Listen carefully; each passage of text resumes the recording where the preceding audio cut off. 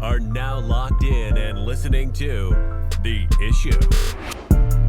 This guy is a franchise quarterback, and no, I don't want to hear any pushback on that.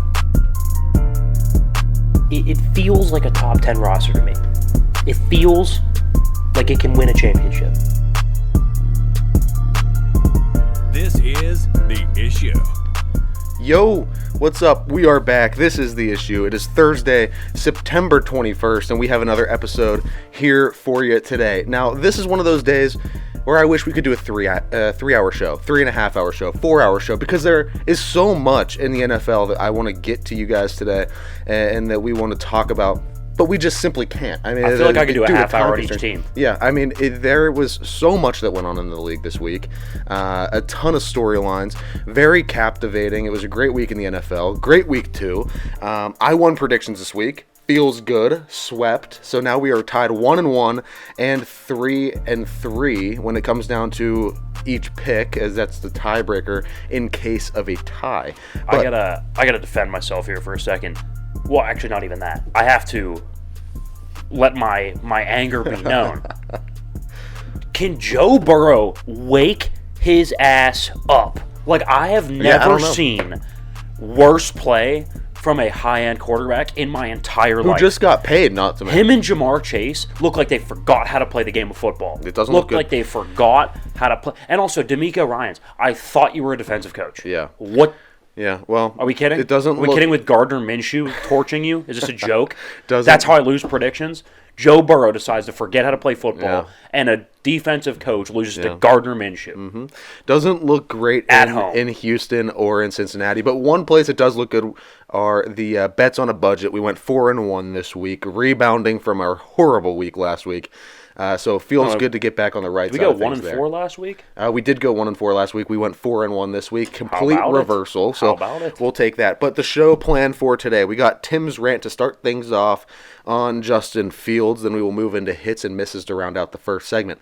Into the second segment will be predictions for Week 3 of the NFL.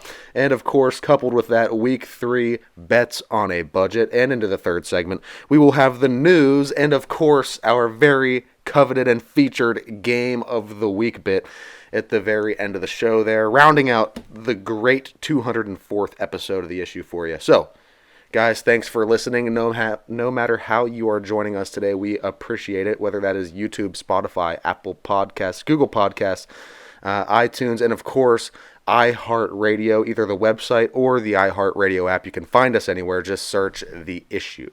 I'll tell you what. I mean, I'm going to get to Justin Fields here in a second. Little spoiler: game of the week, Chargers and the Vikings, both 0-2. If the Chargers lose, like, Brandon Staley is out of a job. He's got to be. I mean, he's good. He's and on if the the Vikings lose, do you move off? Do you move off Kirk? Do you look to soft tank? I don't know if you move off Kirk, but there needs to be some adjustments made. The Jets would probably pay a pretty penny for him. Oh. Anyway, so let's talk Justin Fields. I'm going to go ahead and take my victory lap, take my pat on the back, take my flowers, whatever however you want to phrase that. I'm going to go ahead and just say it. I was right. This is a little bonus to hits and misses here. I have said Justin Fields, wildly athletic, pretty talented, does not have the requisite skills to play quarterback in the NFL. Just because you're a great athlete does not mean that you can play requisite football at the NFL level at the quarterback position. Period. End of story. And I know that now that mobility is really, really important for quarterbacks, everybody's losing their mind over to find the next Lamar Jackson. Lamar Jackson last year, before he got hurt, had the most touchdown passes from, you guessed it, the center of the frickin' pocket. Like, dead center. Right? Like, we consider, like, oh, well, Lamar moves and Lamar does it. The best thing is his mobility. Yeah, that's true. But he also throws the football at a requisite level. It doesn't have to be perfect, but you have to meet a threshold. You have to meet a bare minimum standard to where teams respect you and you can beat them over the top. Even intermediate, short. Like, you can beat them with your arm from the pocket when it doesn't work out, when you can't get outside the pocket. I'm sure a lot of you guys saw the clip. Justin Fields, clean pocket, sits in there, 3 seconds. If you pan, you got DJ Moore to the left. You got a tight end going up the seam. You got a guy on an in-breaker. You have your check down. He has 4 open people on the same play. On the clean pocket. Nothing wrong. No issues on the play. Decides to go through his progressions, look at every single open guy, and then run straight into the line. Literally run straight into his center's ass. Like, he does not play football. He does not see the field as a quarterback good enough to be in the NFL. Point blank. I'm sorry. Like, and I know talent is really, really important. I'm not saying that talent doesn't matter and that quarterback wins are everything. But at some point, Nick Wright says all the time, the results have to matter. The games have to matter. We're like Josh Allen. Everyone's like, well, Josh Allen was raw. Josh Allen turned the ball over. Josh Allen wasn't that good at throwing his first couple years. Okay. But the results have to matter. Josh Allen was a 500 or better quarterback. Josh Allen got them to the playoffs. Doesn't mean he was great. Doesn't mean he was outstanding. Doesn't mean he was even the catalyst to get him to the playoffs. But he didn't wreck the Mercedes, right? Like, you got him there. You game managed. You made a couple plays with your legs here and there, but you got to the results have to 5-22. He's 5-22. I don't want to hear his line this, his line that. His line is ranked I think 12th for PFF. Like, it's a good enough offensive. Justin Herbert, rookie year. Hey, kid, they stabbed our starting quarterback in the lung. Can you start against Mahomes? Second game of the year? Does that sound good for you? Hey, let's just finish the year out and set every rookie passing record behind, you guessed it, the 32nd best offensive line. Out of 32, by the way, in case those who don't know, there's 32 teams in the league. That is the worst offensive line. Dead last. Oh, Keenan Allen and Mike Williams, they're hurt all the time. They're good enough. Yeah, he's got good weapons. I'm not trying to take anything away from them, but you get the job. Joe Burrow, terrible offensive line. Super Bowl. And we're going to sit here and say, oh, well, he doesn't have the weapons. DJ Moore, Chase Claypool, Darnell Mooney's are really, really good too. Two good tight ends. What are they? Cole Kmet, Robert Tonyan. Really, really nice tight ends. Always had a very stable, not outstanding, but stable run game. So to sit here and all these fanboys on TikTok and on Instagram, you don't know, Justin Fields is this and that and the other thing. I'll tell you exactly what he is. He is this, that, and the other thing. And this is 5-22. That is completing 60% of his throws. And the other thing is 1 touchdown to 1 pick. That's not good. That's not good. His quarterback, his passer rating, career, is 79. 79. In fact, this year it's 71. It's actually sub 71. It's 70.7. I round because I'm not a freak. I can't even say it on the air because it's, past the threshold of allowed vulgarity, whatever, however you want to say that. The hype around Justin Fields needs to stop. The fact that he came in 10th in MVP voting last year with a sub 90 passer rating is unbelievable to me. I don't see it with him. He will be out of the league because he can't be a backup. He's too big of a persona. You don't see top 5, top 10, top 15 picks become backups. He'll be out of the league. He'll be like a Baker Mayfield. He'll go to another job, and he'll probably suck there too, and he'll be out of the league. I'm so done with Justin Fields. I'm so done with Bears fans. He is not good. Your team is not good. It is time to move on. You don't kid yourself. That building has made a decision. They will be drafting a quarterback this year. Unless he turns it around and goes, 15-2? 15-0 the rest of the year to lead a 15-2. They will be drafting another quarterback, period, end of story. It's unbelievable how bad he is. I mean, he can't win anything. He can't complete a pass to save his life. It looks bumpy. It looks bad. It's not that hard. No, I mean, no matter how you cut it, it's really tough to give him any sort of praise at this point. Even running the football hasn't even been that great, and that's supposed to be the thing that sets him apart. You have to win from the pocket. We say this about Mahomes all the time. Yes, once or twice a game he does something spectacular. The other 40 completions or whatever, you say he completes 25. Their 22 completions are just, screen passes, slant routes, out routes, Kelsey up the seam. Easy throws that you have to make as an NFL quarterback. Yeah. The other thing that I can't stand is like you said, the Bears fans. I've seen videos and they've been saying, look, do you think we like being in this spot? No, I don't think you like being in that spot. But that also means that you should not be supporting this quarterback. If you don't like the spot you're in, voice your opinion for change. tell that front office to go get somebody else. They will. Like, this cannot, like, the fact that I just can't even. He's not a good quarterback. I'm so done hearing about Bears fans and Justin Fields this, Justin Fields that. They'll be drafting another guy. He is, with Zach Wilson, 100% one of the 3 worst quarterbacks in football. It's him, Josh Dobbs, and Zach Wilson. It's not even an argument to me. No, easily. I don't understand how anybody could put him top 25. No. It's ridiculous. This just keeps turning into more and more of a hit, so let's just get right into it while we're on the subject. Hits and misses going into week 3 of the NFL. No, okay, so we'll get hits and misses. I just thought of this. Who would you take Justin Fields over right now? Josh Dobbs, Zach Wilson. I'd take Zach Wilson and Josh Dobbs. No. I would definitely take him over Zach. Zach Wilson sucks. I don't care. And we'll talk about that in a second. At least Zach Wilson can complete some throws and win some games. Like I would take Jimmy Garoppolo. I would even take Russell Wilson in that contract right now. Like, who wouldn't you take? Zach Wilson and Josh Dobbs. I'd take Daniel Jones all day. Sam Howell's playing much better. I don't know. Zach Wilson wins more games. Bryce Young's a little rough right now. Zach Wilson wins more games. Bryce Young's a little rough right now but he's a rookie, so I would still take him. All right. Okay, anyway. Hit number 1 here, we'll talk about Zach Wilson. I said this with him when he got drafted. He's not a very good quarterback. He doesn't see the field well, and that's fairly evident. Yeah. Had a rough game down in Dallas, 3 picks. I talked about Justin Fields not being able to throw at the requisite level. Zach Wilson's got a cannon. He doesn't see the field at a requisite level to be an NFL quarterback. It's really, really simple. He does not see it like you should see it. That's why he throws a bunch of picks. That's why he makes bad decisions with the football. Yeah. It's unfortunate because I actually like him as a guy. Outside of the whole it wasn't my fault thing, he seems like a pretty good kid, and he's got talent, but it's just not there. Not it. I think he's matured a lot. I don't know if that has anything to do with having Aaron in the room and kind of learning from a guy like that. But he seems to have matured, so he has that aspect down at least a little bit better.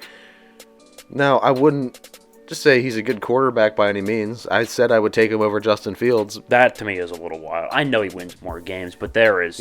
In the NFL, the NFL it boils down to how much do you win, and Justin Fields does not win freaking football games. I don't know. I would be sick going into a game knowing Zach Wilson's my quarterback over Justin Fields. I would be vomiting into a toilet if I knew that Justin Fields was my starter as well. So. I would be a little bit more at ease with him, but not much. Anyway, miss number 1 here. Daniel Jones. How about that second half? I'll tell you what. So down 20. So that was impressive. Through the first 6 quarters of their season, they had been outscored 60-0. And then he turns it around and has the best half of football of his career, like 250 yards through the air. He runs for runs for a touchdown, throws for 2 more, all in the second half. So wildly impressive stuff. That took guts, that took guile. If they lose that game, their season's over.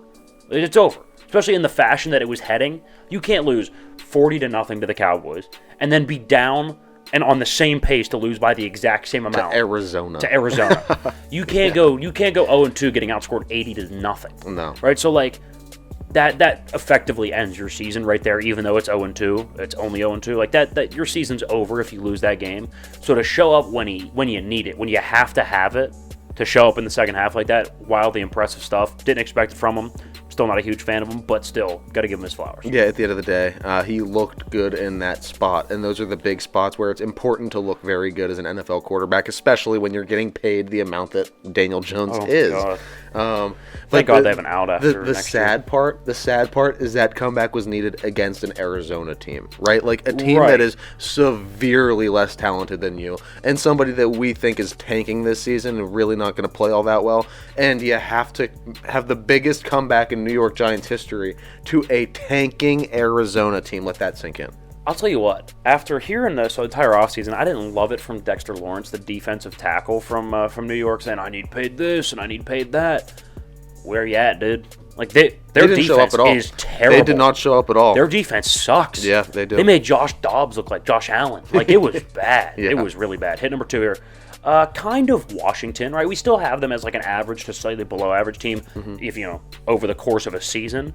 But we had them as a dog. We had them as an underdog going to Denver and winning, and of course they did. They played fantastic. They played really well. Sam Howell can kind of play. He reminds me a lot of Baker. He can kind of sling it. He's a more mature Baker, yeah. which my question with Baker's never been talent. No. I don't think he was a number 1 pick talent. But my question's never been, is Baker good enough to be a starter? Of course he's good enough to be a starting quarterback. Is he mature enough? Yeah. And that the answer's more often than not. And no. Sam Howell doesn't have the maturity issues, and he can ball. That dude can ball. And Eric Bieniemy is a legit offensive coordinator too. So it works in Washington. We had him, like I said, as a dog on the road, and they played really well. Now my question is, on the flip side of this, the hell's going on in Denver? Oh, actually, that's a great segue. Miss number 2. I used to think Russell Wilson was top 5. How about that? The offense is bad. Not even Sean Payton has answers for it. No. I don't. So I guess last year wasn't a fluke. Last year wasn't a fluke. I mean, Russ is still playing horrible football. My thing is, like, he had a stretch. I want to say it was 2017 or 2018 where he had 19 touchdowns and 1 pick in the fourth quarter over the course of a season. Yeah. Like, that's almost like Daniel Jones had 19 touchdowns the entire season last year. Mm-hmm. And Russ had that in just fourth quarters alone for an entire season.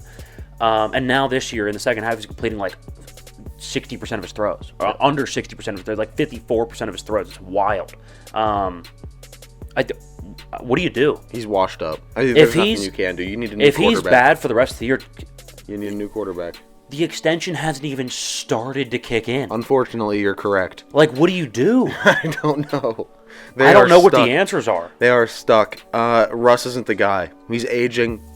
I still think he could be at least like middle of the pack. I don't know though, because nothing he has done in the past 2 seasons, the past season and what we've seen so far this year in Denver is pointing to the fact that he can even be an average quarterback. Also, what happened to their defense? They're getting shredded too. Like last year, they won on defense. Yeah. When they won 5 games. But hit number 3 here. We've said ad nauseum that offensive coaches are the way to go, right? Outdated defensive coaches. Like, and I like Tomlin, but still, like, I'll be the first one to admit, if he doesn't, if they don't perform this year, I'm looking right at Tomlin and saying, dude, first of all, you can't build an offensive line. You keep picking terrible offensive coordinators. Like, it falls on the head coach. Pete Carroll, for a while, was kind of like rigid with Russell Wilson. Hey, let's run the ball for 3 quarters and then have Russ save us in the fourth quarter. That's why he had those stats. But anyway, to get back around to it, Brandon Staley is way over his head. To me, I think he's done. We said this 2 years ago when he got hired. I said I ought to hire Brian Daboll. Brian Daboll was up for that job. They interviewed him. He was ready to go there. And they said, no, we'll take Brandon Staley.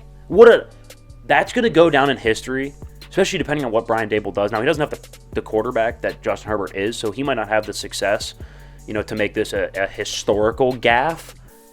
But that might go down as one of the worst decisions in NFL history. Yeah, in terms of a coaching decision. That is awful. I mean, Justin Herbert, through his first 51 games, no quarterback has ever scored more points in their first 51 games than Justin Herbert has. Yeah. And they're still not good. They still can't win. Staley's got to go. Well, I said it when he got hired. He should have been fired immediately. If they don't do anything this year, he's gone. He needs to be. I feel like the seat has been hot for all too long. We're going to talk about this at the end of the show. This is a must-win in Week 3. If they lose, Staley's got to go. Yeah. Especially depending on how they lose. Like, if Herbo goes up and puts another 35 on the board, and they lose 38-35, you are a defensive coach, dude. Like, figure it out. Figure out your defense. Yeah. I didn't like Brian Flores. Brian Flores in Miami was kind of a train wreck for those first 8 games. But at least that defense was good. But then they flipped around. The defense, special teams is good. Like, his side of the ball got good. Yeah. I don't understand. Like, it baffles me how they're still sticking with this guy. It's bad. Miss number 3 here. I had absolutely no faith in the Steelers with Matt Canada, and I still don't, but wow, what a win. What a win. I should never doubt. I was wrong to doubt the Lurs at home in primetime. Yeah. The defense, special teams wasn't very good. Speaking of, why is Gunnar Olszewski on the team? Why is he returning kickoffs? And why is he toe-tapping a kickoff? Big guy. Let that go out of bounds, bud. What are you doing, man? Yeah. Like, what are you doing? Yeah, it was bad. Even if you catch it out of bounds, it's still a flag. Why would you toe-tap it? It's the dumbest decision It makes I've no ever seen. sense. Then he had that fumble where he got lit up by Denzel Ward, but whatever. Anyway, I should have never doubted him in primetime. No. Steelers looked decent. Defense looked fantastic. Offense, I mean, where's he at? You're still... Yeah, but that's one play. No, I agree. A 71 or 72-yard touchdown, whatever it was, to George Pickens. 72. And your offensive stats get, cut in half, which isn't great.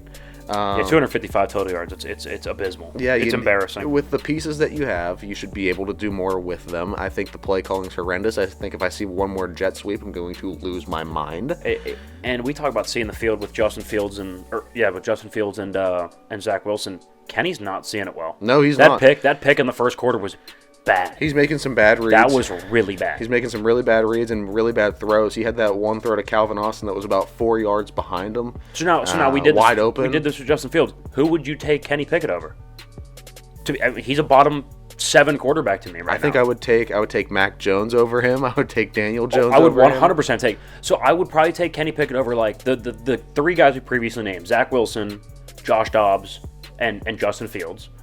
I'd probably take him over Desmond Ridder. Yeah. Slight edge over Jordan Love. Slight. I don't know, man. Jordan Love at least very slight edge. He at least makes like the mundane throws you have to make as a quarterback. If you include contract, I would take him over Russ. Okay. Yeah. I would take him over Russ. Over Jimmy? I don't know. No, I'd take Jimmy. All right. That puts him as like the 7th worst quarterback. Yeah, I mean, he's not good right now. He's not been playing well. He is simply not good. He can't make the easy throws. Not been playing well, guys. That's hits and misses. Don't go anywhere. We have our predictions on the other side of the break, as well as bets on a budget. Coming off a 4-1 week, you're not going to want to miss it. We are back. Better than ever. Fired up. I feel like I took Alpha Brain with Joe Rogan. That's what I feel like. I am jazzed up, ready to go. Week 3 of the NFL season is upon us, kicking off tonight with the Niners and the Giants. We'll get to that in predictions, and then we'll obviously have bets on a budget after that. Guys, we appreciate you stopping in, whether it's YouTube, Spotify, Apple Podcasts. There's like 40 other ways you could watch or listen. iHeartRadio is the big one, the most recent ones. We appreciate you guys listening or watching however you are. Check out the website, newsletter, merch, all that stuff. But yeah, that's all I got to say. Yeah, appreciate you guys stopping by. This is our prediction segment. Second segment here is always where the predictions live. So we have week 3 predictions, and we have week 3 bets on a budget to get to you this segment. But yes, as Tim mentioned, go to theissuesports.com. Check everything out. We got a ton of stuff coming out each and every week. It's always a good time. So go follow social medias, give us a follow, subscribe wherever you're listening. We appreciate it. But without further ado, it is time for our weekly predictions, as it always is right here. So this time, we have week 3. A lot of teams that need a win this week. Can't afford to lose, can't afford to start 0-3. So we're going to kind of give you the rundown on that, what to expect, and where our picks are as we battle it out, tied up 1-1. So let's go. All right, starting off with the Thursday night game. The Giants on a short week traveling to San Francisco. That's just a bad matchup. I'll take San Francisco all day long. First of all, we saw what the Giants looked like against a really, really good pass rush in Dallas. That's going to be not quite the same level, but San Francisco can get after the passer. So Daniel Jones is going to be under duress. We know under duress he's not as good of a quarterback. Most guys aren't, outside of like Mahomes, who's better against the blitz. Saquon's out for 3 weeks, that ankle sprain, so they are not going to have a sustainable running game. To me, that's a Niners all day. Yeah, I'm going Niners. They have looked commanding in both of their victories so far. I mean, they killed Pittsburgh, and then for the wide majority of the LA game, and even towards the end, they made it a little closer with that field goal at the very end. By the way, huge cover for us. Yeah, people are pissed about that, though. Huge cover. Yeah, I'm happy about it. But I just think when it boils down, the 49ers are just so much more loaded than the Giants. The Giants just aren't ready to beat a team of that caliber yet. I mean, they almost lost to Arizona. Yeah, I would agree. All right, next game. The sneaky 2-0 Falcons traveling to Detroit. First split. No, we're not split on this one. Yeah, that's right. Yeah, no, I say sneaky Falcons because, yes, they're 2-0, but I get the feeling that nobody really thinks that they should be 2-0, and the line tells you that. The Detroit's favored by 3. That feels about right. I would consider even taking Detroit on -3. We'll get to bets later. But I'm going to take Detroit to go and win the game. Yeah, Detroit for sure. Atlanta feels like a pretender. We talk about this at the start of almost every single season when you have a couple teams that jump out to that 2-0, 4-0, 5-0 spot. Yeah, the Bears one, you were like 6-0, and I was like, they suck. They're not a good team. They were 100% a pretender, and I think that's exactly where Atlanta's at. I think this is the week where they kind of get exposed a little bit. I think Jared Goff's going to have a great week. I don't trust Desmond Ridder in big spots. I just don't. All right, next game here. This is our first split. The Saints at the Packers. Give me the Saints. Saints at 2-0. You're going to go ahead and take the Saints. I'll go ahead and take the favored Packers. First of all, I'm at home. I get a better coach. Quarterback, yes, Derek Carr's slightly better. I would argue Jordan Love has more talent, but we know Derek Carr's a better quarterback. But I get a better coach. Dennis Allen has not been a good coach throughout the majority of his career in terms of wins, losses. And so getting the better coach at home, I'll take Green Bay. I think this is one of the better defenses that Jordan Love will have seen up until this point. That's a very fair point. That makes me nervous. So I don't think he's going to be able to do all that much. And then on the flip side, you have Derek Carr going against that Green Bay defense, which sure has proven to be at least a little bit tough so far. Good. Not great. Good. But I think Derek Carr is above the level of having to worry about the Packers defense here. Give me the Saints. It's a toss-up game. I feel like it's closer than a lot of others. I don't feel all that comfortable taking the Saints here because I could totally see like Green Bay just, to me, coaching victory here. Yeah, to me, it just feels like one of those like possession. They're just going to run the football. It's going to come down to whoever gets the ball last. It's going to be one of those games. It's one of those at home. Jordan Love's going to be comfortable throwing on 3rd and 3s. Yeah, so I don't feel great about it, but I'm taking the Saints. All right, Texans at the Jags. We're both going to take the Jags. Texans aren't a good football team. And Trevor Lawrence is amazing. Yeah, despite having a defensive coach, they still can't stop anybody, so that's a problem. They're going to have to get that figured out, and I don't think they're going to figure it out against Jacksonville. No, definitely not. Chargers at the Vikings, our second of 3 splits. You're going to go and take the Chargers, I would assume, for the Jay Herbo factor. Yes. For me, again, very similar to the to the Packers game. I get an offensive coach at home. Both teams are desperate, so that's kind of a wash there. Like if it's an 0-2 team versus a 2-0 team, and they're somewhat close, even though their records aren't. Then I would go take the more desperate team. But they're both desperate. But I'll take the offensive coach at home. Kirk's a very, very productive quarterback. Do I think he's Herbert talent-wise? No. Statistically, yes. So I'll go ahead and take the Vikings at home. All right, I'm going J. Herb and the Chargers. I just don't think that the Vikings have the juice to beat this Chargers team. Now, I do worry that Brandon Staley can't figure out the defense. The Vikings can put up points. I don't love that. So I do think it's going to be a very, very close game. I have to ride with who I believe to be the better quarterback here. I obviously understand that Kevin O'Connell is a way better coach. But at the end of the day, I like J. Herb. I like the Chargers. I'm going to stick with them. That over under at 54 is juicy. I would go ahead and take the over. Yeah, I was going to say hammer the over. Yeah. Colts at the Ravens. We're both going to go ahead and take the Ravens. I don't know if Anthony Richardson's going to play or not, so it might be Gardner Minshew. And Gardner Minshew, although serviceable, is not going to go on the road and beat Lamar. Yeah, no. It's not going to happen. So I'll take the Ravens. Yeah, I think Lamar's going to be able to be 100% more dynamic than anything that they're going to throw at him. And the Ravens are going to start to hit their stride. They're a very talented team. They're going to start catching a lot of wins. Wow, next game. Look at the over-under. The Patriots at the Jets. Over-under is 37. Over. I'd take the over. 37? Yeah. On those teams? Yeah. I mean, I guess this is... So, whatever. It's low enough. Sure. I'm going to go ahead and take the Patriots. I think you are as well. Yeah. This is the factor that Zach Wilson can't beat Bill Belichick. Point blank. End of story. I'll take Mac Jones and that running game to hopefully get going a little bit. To win in a slugfest, like a 10-6 type game. I'm hammering the under there. Yeah, I'm putting rent money on the under. Yeah. Okay, I'm taking Bill Belichick to just confuse the living hell out of Zach Wilson. That's going to happen for sure. He's going to continue to bully that kid as long as they have to play in division with each other. I would agree. Broncos at the Dolphins. The Dolphins are a much better football. There's an argument that Tua has been the best player in football this year. He's been that good. He's been really Even good. on the road against New England. I know the stats weren't super flashy, but he made really, really big throws when it counted. So I got to take the Dolphins. And they were on the road the first 2 games. They finally come home. Get a little hard rock. Denver's got to fly across the country. This is a tough spot for Denver. Really, really nice spot for Miami. I'll take them to go to 3-0. Honestly, Miami's offense is better. Miami's defense is better. I thought coming into the season, and we kind of touched on this a little bit today, that the Broncos' defense would be a lot better. And I did too. think on paper it should be better than Miami. Yeah. But Dude, Miami with Vic Fangio. Now, granted, week 1 against Herbert, but that's going to happen to a lot of teams against Herbert. Yeah. They looked really good against New England, right? So when they dial up pressure, when Vic Fangio dials up pressure, they get home. The defensive line played a lot better in this last week than they did in the first week. Yeah, and they're even banged up, so if they get healthy, I think they could be even better. Yeah, give me Miami there. Titans at the Browns. We're both going to go ahead and take the Browns. Look, now this one's close for me. Because I could so see a Titans pulling off an upset here. I agree, and again, we'll talk bets on a budget, but Cleveland getting 3.5, Rich, you're getting the hook with the Titans. That's an interesting value play there.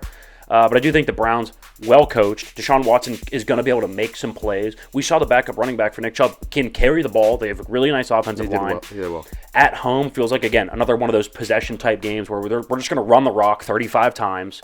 Deshaun will drop back 22. Play time of possession, play field position, win a kind of an ugly one, like a 21, 16 type game. Yeah. It's going to be close. Yeah, it's going to be close. It's going to get down to the last possession, I think. Oh, 100%. Bills at Commanders. Now, this one's interesting, but I'm going to go ahead and take the Bills. I think they're a better football team, and you see the Bills, when they play bad football teams, they knock them out, right? Yeah. Like, they can lose close games to a good defense like the Jets. They go and play the Raiders, they hammer them by 4 touchdowns, right? So that's what they can do against average to below average teams, and I think we view the Commanders as an average team, so I'll take the Bills. See, the Bills have the opposite of the Steeler effect, where the Steelers tend to play down to their competition whenever they play a bad team and make it way closer than it should be. Yeah. The Bills are high flying. When they face an inferior team like that, they hammer them. Yeah, it's going to be an absolute routing. Give me the Bills. Yeah, that's why this is kind of a stay away here for me. I considered putting this in bets on a budget, but I wouldn't, because the Bills hammer average teams. Yeah, they do.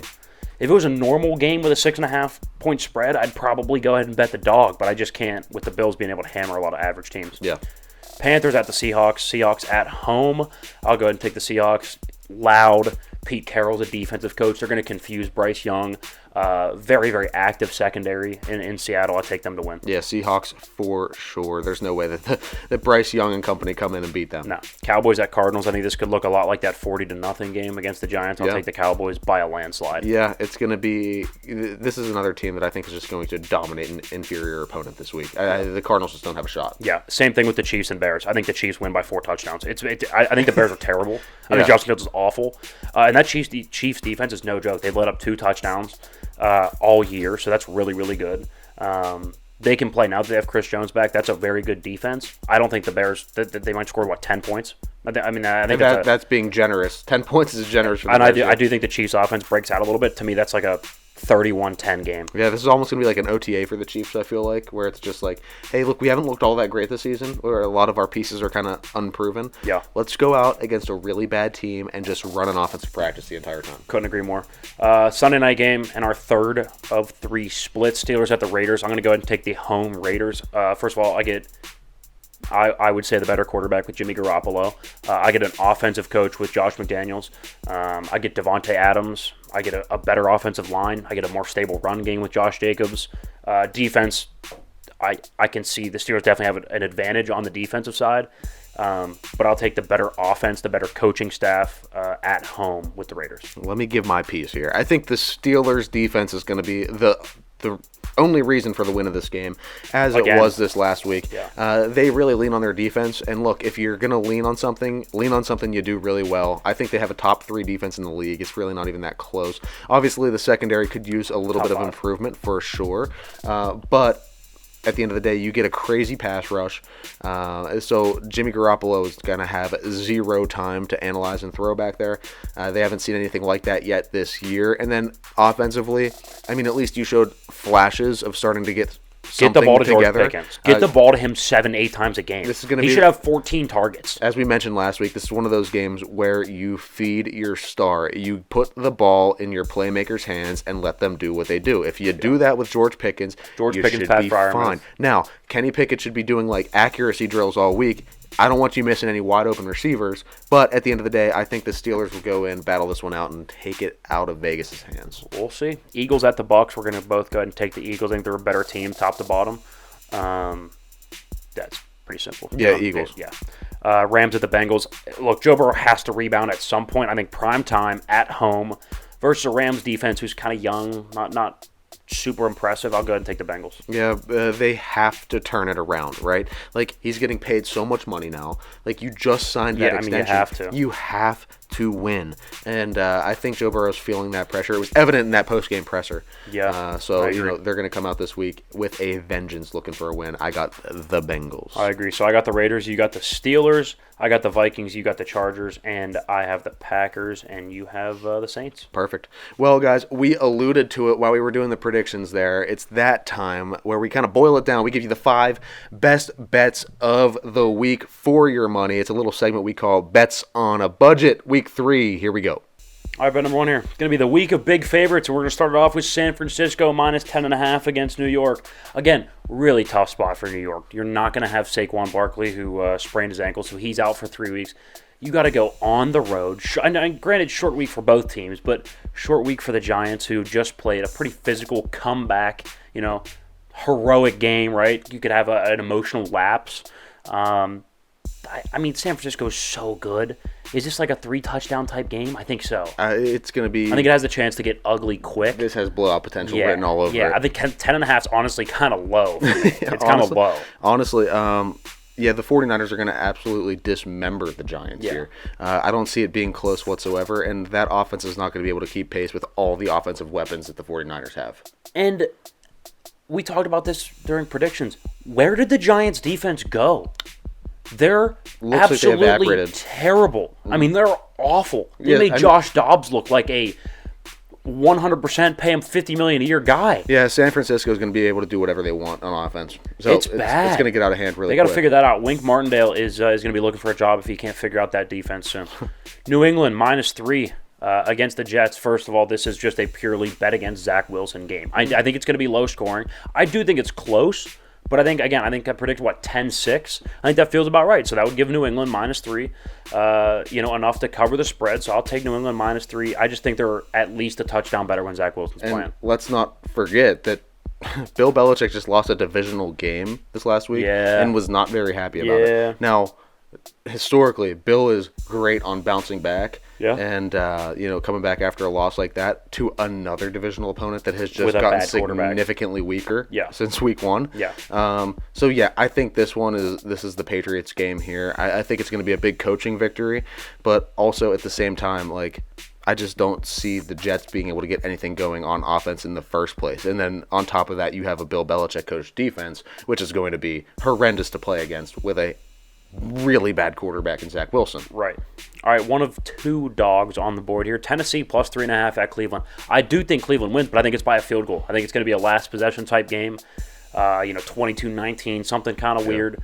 Wonky type game, really close. I'll take Tennessee to keep it close. Plus, getting the hook with a good coach, I'll take that all day. Right, so I'm getting 3.5 with a really, really good coach. I'll take Tennessee with the points. Yeah, Tennessee for sure. I love the coach, and I'm not a huge fan of the offense in general, but I think this week it's pretty easy to move the ball. Ryan Tannehill's not very good.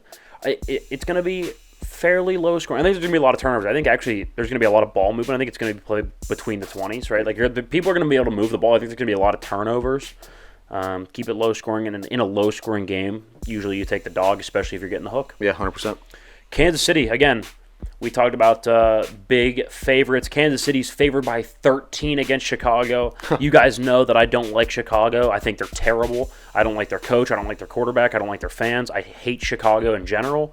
And so, yes, emotions might be playing into it, hoping that the Chiefs just curb stomp them. There may or may not be some bias in this pick. But also, Chicago can't move the football. And this is going to be the best defense that they have played up until this point. They're not going to be able to move the football. They might score, 10 points? No, I'll take Kansas City to score more than 23 points. I think Kansas City puts up 30 and wins by about 20. Yeah, we mentioned this in predictions. It's going to be an offensive practice for Kansas City here. It's going to be an OTA. It's going to look like a second-string defense out there, and Patrick Mahomes is going to carve them up. And then on the flip side, Justin Fields is not going to be able to move the ball in the slightest. It's going to be really ugly for Chicago. I kind of like that. I hope he throws 4 picks. Justin Fields? Yeah. Yeah, that would be hysterical. And fumbles twice. No, yeah, it's going to be the self-destruction of the Bears, and it's going to be the revitalization of the Kansas City Chiefs. I think they win big here. Mahomes, there's a lot of touchdowns in this game. Big words, vocab words here today. Yeah, how about it? We got some SAT words. Tampa Bay, the only other dog on the board outside of Tennessee. Tampa Bay plus 5.5 versus Philadelphia. That's a lot of points to get at home in a primetime game. Philly's definitely the better team. But Baker Mayfield's a very competent quarterback. They have a good roster, good defense. You saw what they did against Justin Fields and the Bears, which, I don't like them, but they have some talent on offense. Yeah. And so what they were able to do, Shaq Barrett with the pick six. I'll take Tampa Bay and the points. I think Philly wins, but I'll take Tampa to cover the 5.5. Yeah, I was going to say, there's no world in which Tampa comes in and beats Philly. I think that's outlandish, but for sure on the cover. Well, they are and they're at home too, so that's good. That's good for Tampa Bay. Yeah. So I mean, I can see them putting up enough points to keep it close, but there's just no way that they win. Yeah, I got Philly on that. All right, let's run back through. We got San Francisco minus 10.5 against the Giants. New England minus 3 against the Jets. Tennessee plus 3.5 at Cleveland. Kansas City minus 13 versus Chicago. Yeah. And Tampa Bay plus 5.5 versus Philly. Good bet slip. Hopefully another good week coming off of a nice win there. 4-1 week in week 2. I'm feeling 5-0 this week. Yeah? Feeling it. I'm going to parlay them all together. I'm going to win some money.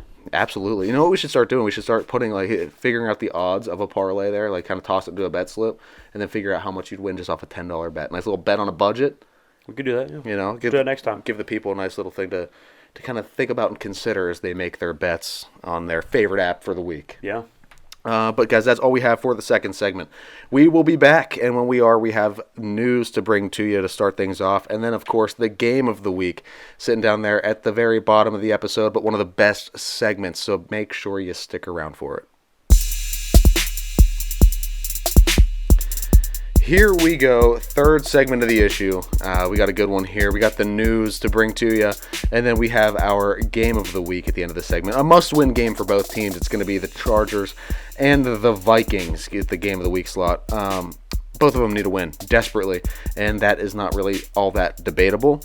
Well, see, I would move up Brandon Staley now. I would fire him now. But if you lose, you 100%. If they don't fire him if they lose, I have no explanation. Yeah. I got nothing. For you need something here. You need a win, especially when you have that much talent. But, guys, thanks for sticking around for the third segment. You can catch us on Spotify, YouTube, Apple Podcasts, Google Podcasts, Amazon Prime Video, Amazon Music, iTunes, and, of course, iHeartRadio and the iHeartRadio app. So make sure you're going, subscribing, following wherever you consume our content. And then head on over to theissuesports.com.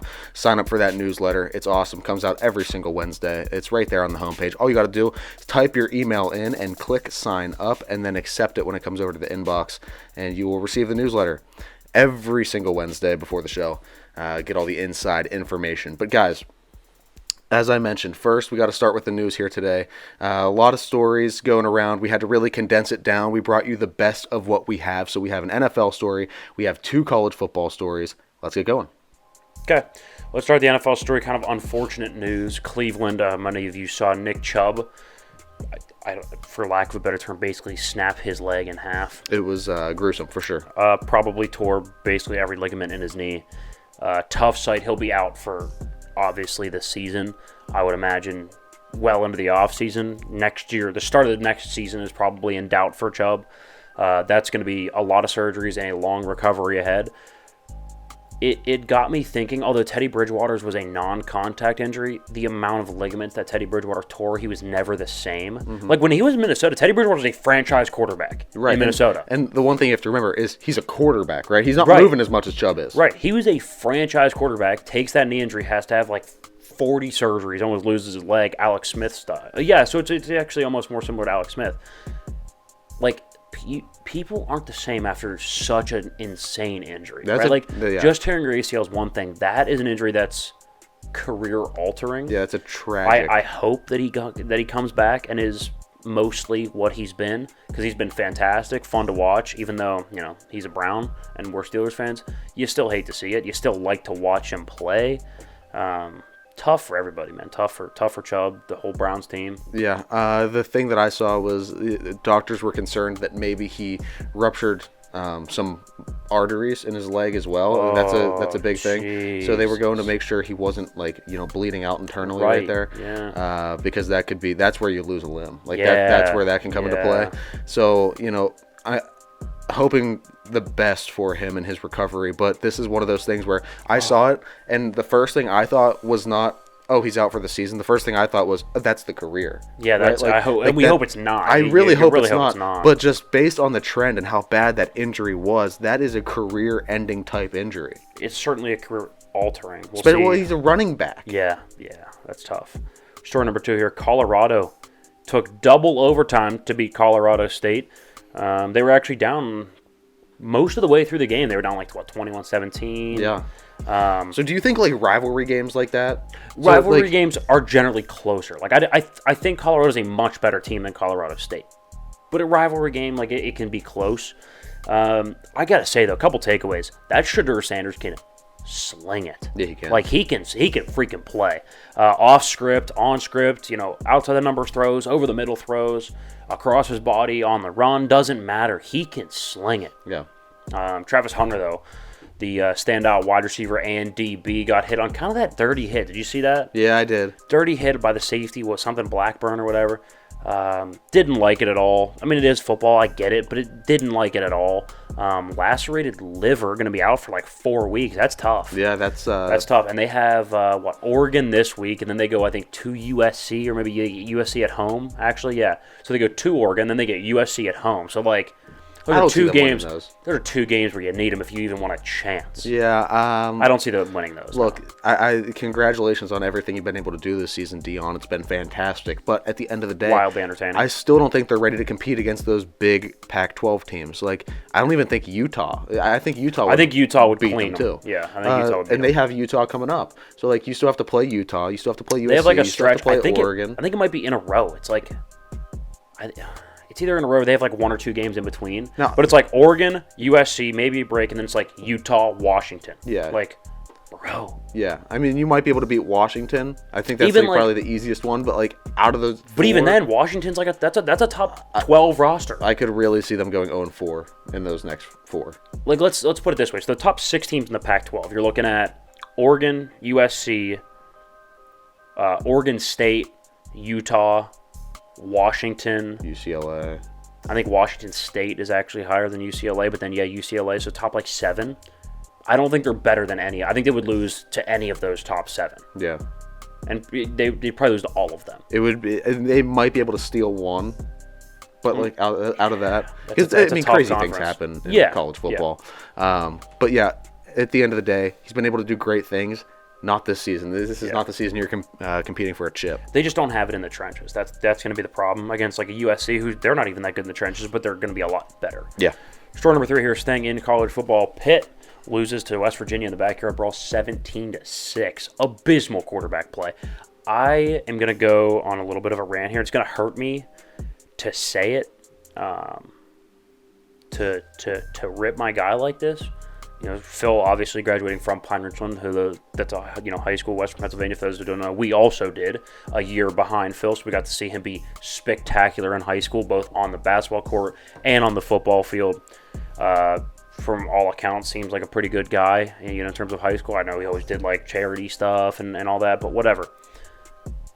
I have completely flipped. I cannot stand the kid. I think he's a prick. I think to play as poorly as you did against Wofford and still win, you should have been saying graces. To then play even worse against Cincinnati, that is the worst. It's inexcusably bad. To then get up there and blame the fans for booing and to call the fans pathetic. You know what's pathetic, Phil? I'm looking at your stats right now. You know what's pathetic? Completing 47% of your throws as a Division I quarterback. 47. In fact, only 1 year have you completed above 60%. Once. That's what's pathetic.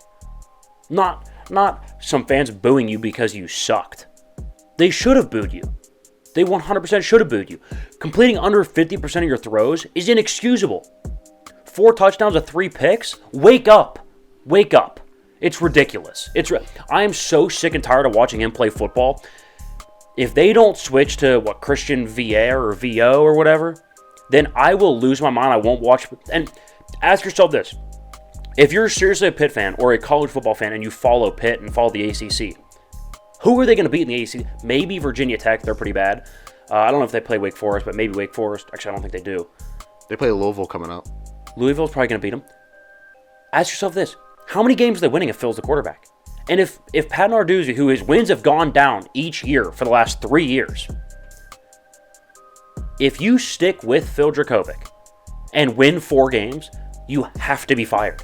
You're clinically insane if you watch him play football and say, that's the starting quarterback of a day. He is easily the worst Power 5 quarterback. It's not even close.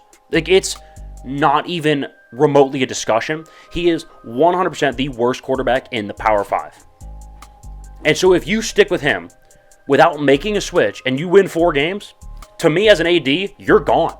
You're gone. Your wins have gone down each year and you stuck by the worst quarterback in football. You got to go. Yeah, it's bad. You got to go. So I'm very interested to see Pitt and how this unfolds. Sorry to kind of rip Phil there, but yeah, I mean, it hurts. Bad. He's always been a guy that I would. He called me out, so hope succeed. He called.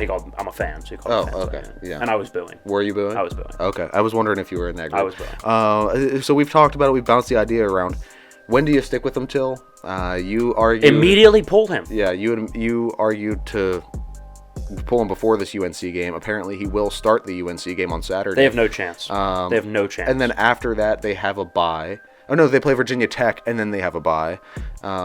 So the time to insert a new quarterback is coming up, and you made the good argument. I would definitely do it before the bye week, maybe against that Virginia Tech game. So then you have film going into the bye to know what he has to work on. Yeah. That's why. But either way, changes need to be made. It sucks to say. Wish Phil would have worked out better, and we thought he would. Kind of a miss here in the news. But, you know, at the end of the day, you got to stick with what's winning, and you have to. Yeah, football's a business, right? You got to win games. It doesn't matter if it's the hometown kid or a kid that graduated from a high school in California and came to Pittsburgh to play college football. If they're not performing, get them out.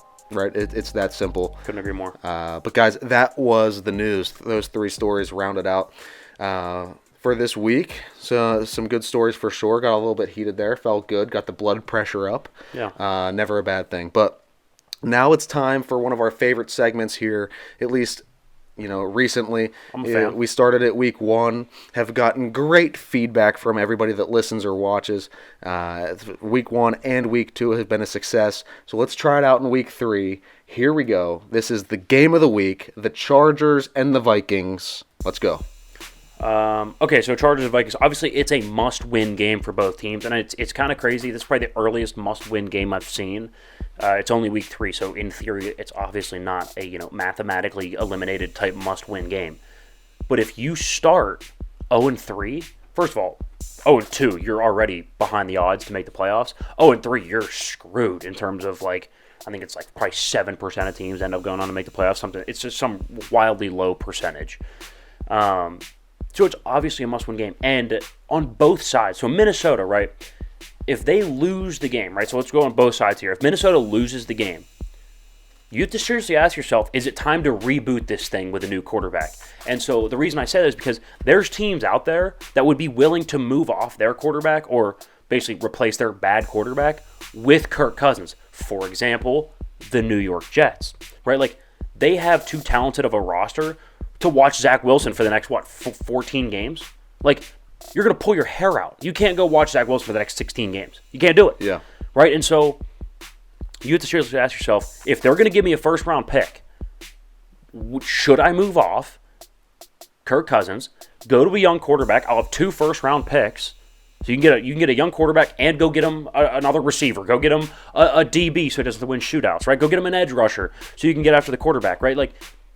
You have to seriously ask yourself, is it time to reboot this thing with a new quarterback, right? And if they and I like Kirk, and I don't think Kirk's the problem, but after a while, kind of get stale in the room, kind of be like, hey, we need some athleticism, we need some juice, we need a young guy. Let's reboot, let's get draft capital, all this. So I think that's something to watch for if Minnesota loses. On the flip side, if Los Angeles loses, you have to fire the coach. Yeah, I mean, you have to, right? Yeah, you do. I mean, they're 0-4 in their last 4. So dating back to week 17 last year, then obviously or week 18, I guess, their 17th game. and then also the wild card game, and now the first 2 this year. So they're 0-4 in their last 4. They've blown, I think, 3 leads in those 4 games. We saw the Jacksonville game last year. That was bad. To have such a dynamic offense and to have the highest paid defense in football, and to be a defensive coach, and for the defense to suck so bad, it's not how you lose, or it's not you that you lose. It's how you lose. Right. Like, if you're a defensive coach, you can't get beat on your side of the ball with the most expensive. You can't sit there and be like, well, I don't have the talent. Because that's just simply not true. You do. You have the most expensive defense in the league. You got Bosa, Mack, J.C. Jackson, good linebackers, right? Like, you can get after the passer. You got guys in the back. Derwin James is a great safety. Like, you have to be better. I think it's just incredibly captivating for this to be the game of the week because either way it ends, there's going to be a season-altering, maybe franchise-altering decision that needs to be made on both sides here. Okay, so that was kind of my pitch. So let me ask you, if you're Minnesota and you lose, and I say New York's giving you a 1st and a 5th for Kirk, you can take it? Week 3. I don't know. I don't know if I would look at Kirk or look at Kevin O'Connell. No, I wouldn't look at Kevin O'Connell. I think wouldn't? I think he's a good coach. No. Okay, but like, he hasn't really won. Not as Kirk. I mean, yeah. Either way you look at it, there's a big change that needs to be made, whether it's Kirk or whether it's somewhere else on the team. If New York's offering a 1st and what'd you say, a 5th? Yeah, 1st to 5th. Oh man, I mean that's good value for a Kirk Cousins. That's you go and you can use that to maybe get a Caleb Williams or a Drake May in the next draft. For a 1st and a 5th, I would go with a no, just because I think Kirk could actually probably garner 2 firsts, to be quite honest, and I don't think the Jets have the capital to give them 2 firsts. So if I'm Minnesota, I would move off Kirk, but I'm getting at least 2 firsts. Okay, dude, Kirk's he's a big time quarterback, man. I mean, yes, yeah.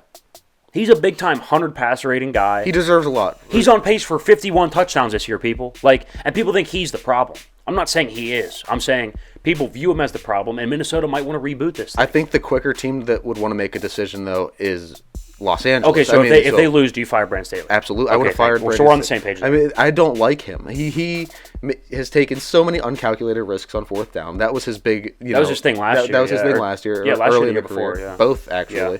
Yeah. And then now it's like you can't win with this uber amount of talent that you have around you, and that's a concern. So. Look, he's got to go. His seat has been warm and toasty for long enough. You lose this game, he's got to go. I would, and especially if Minnesota runs up the score, if it's a 40-20 game. Yeah. So okay, keys to win. Minnesota offense, you got to run the ball. You got to run the ball. So the one good thing about the LA defense is they can get after the passer. So if you drop Kirk back 50 times and those guys can pin their ears back, you're going to be in a world of hurt. Run the ball, establish the run, make play-action plays off of that. Mm-hmm. For the Minnesota defense, I would say make LA dink and dunk. Don't let Herbert beat you over the top with his big arm. No. Make them go on 12, 13, 14 play drives. Dink, dunk, run the ball. Make them beat you on long drives. Eventually, they'll get greedy, try to go down the field. That's when you can capitalize, maybe get a pick. So I would say make LA dink and dunk and run the ball if you're Minnesota. For the LA offense, I would say get Herbert easy looks early, right? Get him going in the first quarter. 7-8 completions in the first quarter. Throws. Quick outs, quick slants, screens, swing passes, things that are easy to get him in rhythm early, get him feeling it, because any game that he is on, you've got a chance to win. I would argue you have a greater than 50% chance to win. The LA defense, I would say let anyone other than Justin Jefferson beat you. If you walk out of here and you're Brandon Staley and your game plan is, hey, we're just going to play good team defense, we're going to play base defense, we're going to blitz Kirk every now and then, and you let Justin Jefferson go for 10 for 180 and 2 touchdowns, and you walk away with a loss, not only are you getting fired, you're getting trashed everywhere. Yeah. You are certainly getting fired if that happens. And you won't even get a DC. Because everybody knows. It's not like it's a secret that Justin Jefferson's out there. You have to let anybody other than Justin Jefferson beat you. Yeah, I agree. Keys to win. I agree with all those. Good points. There's just this matchup. I think is going to be pretty closer than a lot of people think. Yeah. I mean, I think too often people overlook the Vikings offense, and Kirk can sling the rock, man. He can. It's a good team matching up against another good team. It'll be very interesting. We both took L.A. Or no, Yeah. you took Minnesota. I took Minnesota. Okay, yeah, that's one of our splits too, so it'll be good. I like Minnesota. I'll enjoy watching that one. I got L.A. I don't think they have a little more firepower. I don't think they have any answers for Justin Jefferson. That's my problem. That's my thing. I don't think they have any answers. Not many people do. It's very fair. All right, guys, that is all we have for you today. So make sure you're going to the website, theissuesports.com, checking out all the social media. We are everywhere. All the links can be found either in the description of the episode or on the website. And you can go find us anywhere you consume any sort of sports content for the most part. We're pretty much everywhere. So like I said, sign up for the newsletter. Go follow all the platforms. Go subscribe on whatever platform you are listening on and watching the show on. Really appreciate it. We've been seeing good numbers this NFL season, and it feels good. Glad you guys are enjoying it, but we will see you next week to talk about Week 3 and predict Week 4. That was The Issue.